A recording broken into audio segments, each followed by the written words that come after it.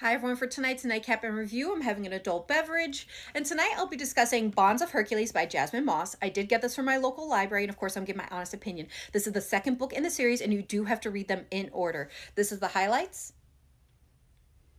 and the content warnings. And my rating for this book is 5 stars. I had an absolute blast reading this, and I can't wait to talk about it. But first, what's this book about?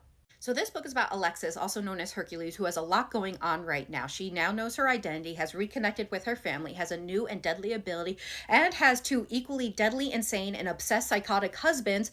And nothing is definitely going on with her animal protector, Fluffy Jr., who is growing in leaps and bounds on the daily and now has this monstrous, not a tumor, lump on his back. So she is dealing with this calmly and rationally, right?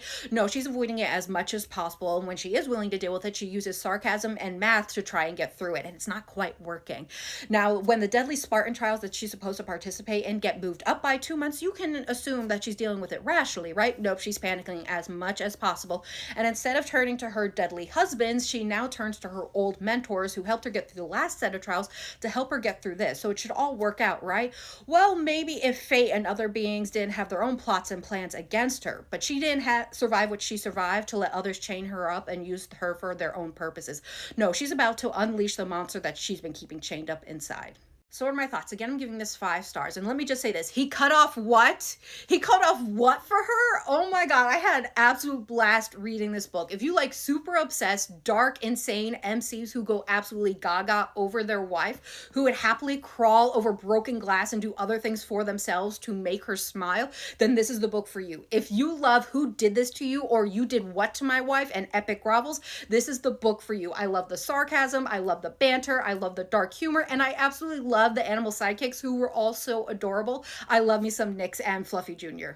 Now, if you couldn't tell, I found this book really entertaining. There was a twist at the end I didn't see coming, as well as the book didn't finish quite how I expected it to in terms of relationship dynamics. So I definitely enjoyed that. Now, I will say I do wish there was a third book where it was going to focus solely on Alexis like it did in this book, that storyline was continuing. Instead, the third book is going to shift focus to a new couple dynamic, and I'm still excited to read that, don't get me wrong.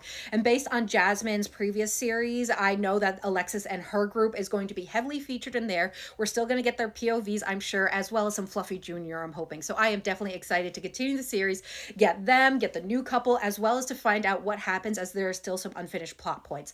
Now, if I have to choose a male partner, that is my favorite. Normally, it would be the dark and broody kind like Karen, and if you read the series, you know what I just did.